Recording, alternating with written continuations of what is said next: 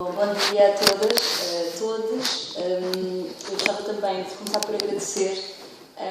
muito o convite para participar desta sessão de hoje. Eu fico muito feliz de poder estar do lado dentro da Assembleia da República. Acho que é uma das primeiras vezes que entro neste edifício, apesar de estar muito habituada a frequentar o lado de fora da Assembleia, particularmente ali, aquele largo à frente, as escadarias quando há que entrar. E aconteceu mesmo agora recentemente, no dia 8 de março, e talvez venha a acontecer no dia 13 de março, quando houver a greve climática estudantil. E também fico muito feliz por poder relacionar dois conceitos que têm sido muito importantes para a minha pesquisa. Não sei se me considero especialista, apesar de vocês terem apregoado muito o termo especialista ao longo da manhã, mas que são importantes para a minha pesquisa como artista e também como pesquisadora. Um deles é o conceito antropoceno, que tem sido de facto o tema da minha pesquisa de doutoramento em arte e antropologia, e do outro lado este conceito de ecofeminismo, que também tem sido muito importante para a minha prática, sobretudo como escritora e como performer, no sentido em que, conhecendo um pouco aqui as ideias do Frank Gerard Rif, que fala um pouco sobre os equivalentes entre linguagem e dinheiro, dizendo que a linguagem e o dinheiro não têm nada em comum. Têm tudo em comum porque não valem nada, mas movem tudo. Eu vejo o ecofeminismo na linguagem como escritora nesse sentido, não é? Que permite atravessar a prática da linguagem de uma outra forma e ecofeminilizar, ou ecofeministicar, ou indomesticar a linguagem. E acho que também a relação entre antropoceno e ecofeminismo permitiria então ligar estas duas efemérides do dia 8 de março e do dia 13 de março, que talvez nos permitisse pensar em conjunto sobre estas duas coisas. Bom, em termos de antropoceno, como muitas das pessoas que aqui estão hoje provavelmente já sabem, não é? Trata-se de uma discussão que tem ocupado sobretudo a última década e que toma lugar do ponto de vista institucional dentro do IPCC, que é o painel intergovernamental para as alterações climáticas, e que diz respeito a uma proposta para uma sugestão de uma nova idade geológica chamada antropoceno, não é? Que seria posterior ao oceano e que denunciaria, mas também de certa maneira celebraria ou assinalaria a espécie humana como um agente primordial da mudança geológica. E isto, obviamente, do ponto de vista científico, comporta decisivas interrelações, não é? Entre, por um lado, os dados socioeconómicos das populações humanas no sistema Terra e fenómenos ambientais. Pronto, e depois existem vários mapas que são utilizados para fazer este tipo de análise. Foi-me dito que eu não teria projetor para esta manhã, portanto não trouxe imagens, tenho que imaginar estes gráficos, fazer o cruzamento destes dados. No entanto, este conceito foi popularizado a partir dos anos 2000, ele ocupa sobretudo a discussão na última década, mas foi popularizado por este autor chamado Paul Crutzen, que foi o Nobel da Química, mas já é um termo que vem pelo menos desde os anos 80, foi introduzido por Stormer, que é um biólogo, e que o cunhou originalmente. E neste debate, basicamente a humanidade era perspectivada nesse sentido como agente geológico e o planeta Terra seria então uma espécie de adversativo. Viraria uma espécie de sujeito histórico que teria a possibilidade de virar uma figura com história que agiria, não é, adversativamente à espécie humana e, portanto, este sistema Terra poderia também ser perigoso no sentido em que poderia ameaçar a continuidade da vida humana sobre a Terra, e é por isso que muitos livros têm títulos como A Revolta de Gaia, A Intrusão de Gaia, etc., porque então passaria a ser uma espécie de sujeito. Ao mesmo tempo, o planeta seria também refém das atividades humanas, portanto, isto seria uma espécie de grande paradoxo aqui colocado. E o grupo de trabalho do Antropoceno é um grupo de trabalho que foi formado também acho que há cerca de 6, 7 anos, dentro da Comissão Internacional de Estratigrafia, tem feito um trabalho no sentido de tentar aconselhar esta comissão e de poder propor, então, ou de oficializar o Antropoceno como época geológica. E isto implicaria distinguir se existem ou não marcadores físicos e temporais específicos para assinalar esta época. E é importante notar que a discussão geológica ela não é definida aqui como uma análise qualitativa ou holística do impacto da humanidade como um todo sobre a Terra, mas pela produção que estes impactos teriam ao nível de sinais estratigráficos claros. Portanto, é necessário entender ou provar que existem camadas sedimentares na geologia que poderiam atestar então essa assinatura da espécie humana sobre a Terra. Eu acho que aqui é que parece que a discussão se torna mais interessante para esta mesa, porque, apesar de assim ser, este conceito, antropoceno, sobre as suas múltiplas derivas, capitaloceno, carboceno, tanatoceno, plasticeno, plantioceno, plantationoceno, misantropoceno, etc., tem sido apropriado na esfera pública, não só como um jogo de palavras, mas também dentro do debate das ciências sociais, como a partir justamente desta noção de um impacto holístico ou de um impacto generalizado da espécie humana sobre o sistema Terra. O que serve, de um lado, para justificar discursos mediáticos sobre a necessidade de mega empreendimentos globais de geoengenharia que permitiriam combater as alterações climáticas, como, num lado absolutamente oposto, né, vários artigos e estudos dentro das ciências sociais, ou mesmo dentro das artes, em que se questiona que espécie humana é esta, quem é que a compõe, como é que se averiguam de facto as condições e as responsabilidades pelos problemas climáticos, etc. Portanto, o antropoceno, né, entre as aspas que tu tanto gostas, Joacine, seria aqui um conceito que nos permitiria sumarizar, mas também classificar, enquadrar uma espécie de caos contemporâneo em que estamos envolvidos, um caos que é ecológico e geopolítico ao mesmo tempo. Seria também um conceito de gatilho, performativo, que curto-circuita as relações entre o campo natural e humano e que reformularia, de um lado, o conceito de humano, porque aqui passaria a ser disposto como, a partir da noção de espécie, de uma forma especista, o conceito de natureza, que passaria, não é, como esta figura absolutamente inerte e ao mesmo tempo fonte inesgotável de recursos, passaria a ter uma distópica força motriz da história, e, em terceiro lugar, a quebra de uma tradição ocidental, e aqui estou sempre a falar em nome desta tradição ocidental, acho que é aqui que estou a posicionar este estudo, uma quebra da separação entre natureza e humanidade, e que permitiria também dividir e assegurar a divisão entre atividades produtivas e reprodutivas. E, portanto, a antropoceno permite tematizar ao mesmo tempo, de uma forma talvez um pouco caótica, não é, esta relação da espécie humana com o planeta, caracterizada por eventos díspares como a disseminação de vírus globais, ondas de calor, ondas de frio, tempestades com nomes femininos,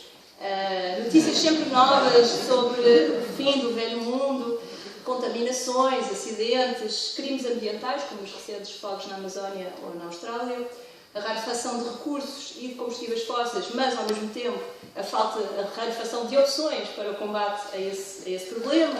ou às alterações climáticas como um todo, a crise de refugiados políticos e climáticos, não é, que renovam a toda a hora os nossos votos pela assimetria entre a responsabilidade de quem emite ou quem produz os maiores consumos energéticos no mundo e os danos causados por esses consumos pelo mundo, que são os países do Sul, global, como sabemos. Um regime global em que milhões de votantes em diferentes países, muitas vezes descritos como eleitorados manipulados por operações cibernéticas complexas, podem inadvertidamente favorecer governantes tirânicos ou contribuir para o contínuo encarceramento e segregação de pessoas racializadas. Um sistema em que milhões de tweets advoram e protegem as maiores corporações do mundo e que reforçam também as suas tiranias digitais. Estou-me a referir a Facebook, obviamente, Instagram, Twitter, etc. Um sistema também em que inúmeros países, entre eles a Bolívia, o Chile e o Equador, se abateram recentemente em estado de emergência política, em que instituições culturais como a Tate Gallery declararam a emergência climática mais ou menos ao mesmo tempo em que foi votado o Brexit, ou em que o Parlamento Europeu votou contra o resgate de refugiados em alto mar, e em que se reitera um pouco por todo lado nos escaparates internacionais da mídia o reforço do binarismo, do machismo, do racismo, como fundamentos de uma suposta vulnerabilidade face ao caos. Enfim, esta listagem aleatória obriguei-me a fazê-la porque acho que ela poderia ser a banda sonora da viagem da jovem ativista Greta Thunberg na sua viagem Zero Waste, não é, pelo oceano, rumo aos Estados Unidos, para denunciar o descaso internacional face à situação ecológica. Daria para vários dias, não é, esta lista de problemas. E tudo isto parece um nó que parece paralisar a nossa capacidade de ação Mas talvez seja mais pertinente dizer que tudo isto está interligado, ou tudo isto é interseccional, não é? Que é um tema que tem sido muito levantado, nomeadamente pela deputada Joacine Catar Moreira. Na minha prática como artista e pesquisadora, que abrange também comentários sobre práticas de outros artistas, admito então que o Antropoceno provoca uma intrusão decisiva das questões ambientais nos problemas sociais e políticos e que pode ligar-se tanto à história do colonialismo e do capitalismo, que são histórias presentes e não passadas, mas também se ligou ao feminismo, já que o simples facto de pensarmos aqui como mulheres participa de uma complexa arquitetura de divisores, onde é possível rastrear a naturalização do próprio conceito de natureza e a justificativa para a sua exploração. Numa performance de conferência que realizei o ano passado, em 2018, não, há 2 anos já, chamada Geofagia, e que gostaria de um dia poder fazê-la aqui dentro da Assembleia,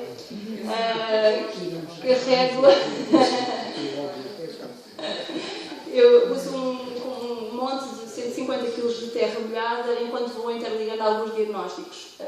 Comer terra é um ponto comum para conectar os desastres recentes, ou crimes recentes de mineração em Minas Gerais, nomeadamente o desastre Mariana em 2015 e Brumadinho em 2019. Tudo isto se articula com mitos de origem indígena Yanomami sobre geofagia e os seres míticos Pitawarewe, que na associação da cosmologia Yanomami são considerados os construtores e fundadores do mundo Yanomami, mas que, curiosamente, nos anos 70 este discurso se inverte e os comedores de terra, em vez de serem as figuras que estruturam o mundo cosmológico Yanomami, passam a ser definidos como os brancos, portanto, aqueles que vierem comer a nossa terra. Ao mesmo tempo vou costurando imagens sobre literatura médica ocidental sobre a doença de comer terra, que normalmente é associada aos animais, mas também a povos primitivos, como um todo, e particularmente às mulheres grávidas. A própria colonialidade como um distúrbio alimentar da terra, ou valores, por exemplo, associados à Revolução de 1789, em que liberdade, igualdade e fraternidade eram associados à lava excitada de um vulcão em erupção. E, portanto, o foco era dado aqui à terra como uma zona extrativa, que é uma noção da autora Macarena Gomes Barros, que é bastante interessante, e que define o extrativismo como um sistema codificado, que é visual, que é estético, mas também outras acessões de relação com o território que eu tentava aqui trazer ao mesmo tempo e que normalmente são descartadas do pensamento dominante. E é neste sentido que eu acho que, a partir deste exemplo, que eu queria deixar esta ideia que acho que qualquer abordagem ao Antropoceno necessita ser ecofeminista, reivindicando aqui a palavra ecologia na sua forma generalizada, que é ao mesmo tempo ambiental, é ao mesmo tempo política e é também sensível e estética. E gostaria de dar um exemplo, que é um exemplo que se calhar está aqui mais distante, mas que eu gostaria de ter trazido imagens, mas infelizmente não pude, que é o trabalho da dupla Amy Sprinkle e Beth Stevens, uma dupla norte-americana que tem desenvolvido um movimento chamado Ecotech. Estas duas figuras foram muito importantes nos anos 70 e 80 para o pensamento feminista e particularmente para o pensamento de uma pornografia para as mulheres. E desde 2008 juntaram-se como casal e publicaram este manifesto chamado Manifesto Ecossexual, em que dizem, bom, já que a Terra nós temos falhado na nossa relação com a Terra enquanto nossa mãe, não é? Porque continuamos a violá-la cotidianamente, a abusar dela, etc., porque não tratá-la como amante? Talvez as relações passem a ser mais igualitárias, de alguma forma. E, portanto, no manifesto que elas escreveram em 2008 e assumem esta necessidade de desenvolver uma relação sexual com a Terra, e usam epítetos como zoofilia, aquofilia, aerofilia, terrafilia, clorofilia, etc. E incitam todas as pessoas que assim o desejarem a fazer o seu coming out, o que se tem de facto revelado ao longo destes últimos anos, assim, através de vários workshops, têm-se construído grupos de ação política muito interessantes, que têm de facto a base numa prática ao mesmo tempo sexual, estética, mas também política e ecológica, e portanto muitas das ações ativistas contra ações extrativistas no território, etc., são feitas através de ações sexuais, e elas casaram-se com a montanha onde vivem. Portanto, isto foi um ritual que celebraram quando começaram a defender a ideia de um manifesto ecossexual. Também encontro ressonância com práticas mais recentes do coletivo espanhol Quimera Rosa, que é um grupo que tem feito vários experimentos a nível da biomedicina e que recentemente fez uma performance em 2017 chamada Transplante, em que injetavam clorofila no sangue e tentavam testar os limites ou as divisões entre humanidade e planta. Estou quase a terminar. Não me mates. E portanto, ao fazer esta performance de injetar a clorofila em público e de partilhar uma discussão sobre esta experiência liminar entre humanidade e planta, de alguma forma propunham-se experimentar habitar uma fronteira que normalmente é muito policiada e que divide aquilo que nós consideramos as diferenças entre as espécies e as suas relações recíprocas de controle, de hierarquia e de exclusão. E eu acho que isto vai muito ao encontro do trabalho que Paulo Preciado tem feito também dentro do movimento heterossexual, não é? e tudo o que a gente considera de uma forma mais ampla o queer, não é? Pensando a ideia de travessia como um ato fundamental para a imaginação política, habitar a fronteira e tentar entendê-la de uma forma mais complexa. Bom, como avaliou a filósofa belga Isabelle Stengers, eu acho que quando nós estamos ela falou de uma necessidade de uma ecologia das práticas, e eu acho que era isto que eu queria trazer como ideia de ecofeminismo, pensar muito mais o ecofeminismo como uma ideia de interligação, de negociação, de recomposição de papéis, de habitar lugares de fronteira e também tentar de alguma forma colocar em causa alguns dos paradigmas epistemológicos ocidentais que justamente impedem, não é? São exclusivos, impedem que outras formas de pensar, de se relacionar com a terra, de se relacionar com os territórios sejam possíveis. E há já vários exemplos aqui, não é? De que existem muitas outras formas de poder ligar com os territórios. Haveria todo um mundo agora para falar sobre também uma prática que tenho desenvolvido dentro de um grupo ativista chamado Fórum Indígena de Lisboa, mas não vou entrar por aí, senão acho que podemos deixar isto para a conversa. Mas, portanto, colocar em causa os paradigmas, acho que eles são muito importantes, acho que é muito importante, e isto passa, por um lado, por questionar a divisão estrita entre natureza e humanidade, questionar também a divisão racial, não é? Onde certos corpos são atravessados pela racialização justamente para serem colocados abaixo da linha do comum em que a divisão anterior entre natureza e humanidade pretende operar, e a divisão entre géneros, feminino e masculino, em que concebe as mulheres como o elo mais fraco e mais próximo das funções reprodutivas naturais, um trabalho não remunerado, porque infinito no seu alcance e na sua possibilidade de se reproduzir, e os homens como garante de uma noção de humanidade plena, sujeita ao movimento dinâmico, sujeita à possibilidade de autorreinvenção, etc. Haveria todo um ponto a fazer, não vou fazê-lo, se calhar deixo para a conversa, de como tudo isto que aqui estou a dizer tem uma base muito direta, histórica, com o movimento ecofeminista dos anos 70 e 80, que justamente propôs uma ecologia interseccional e generalizada e que refletiu sobre o próprio ideal tecnopatriarcal da natureza para refletir sobre os seus diferentes conceitos de opressão e dominação. E esta linhagem feminista da ecologia é particularmente importante porque ela se apropria de uma crítica ao próprio ideal da natureza e, na minha perspectiva, ela culmina nesta discussão sobre o antropoceno, onde há autoras como Isabelle Stengers, Donna Haraway, Zoe Todd, Elizabeth Povinelli, entre outras, têm lançado suspeitas sobre a noção de antropoceno e também lançado a ideia de uma importância fundamental de uma cosmopolítica das diferenças entre os povos, que seja a expressão a um só tempo de uma nova natureza da política e de uma nova política da natureza.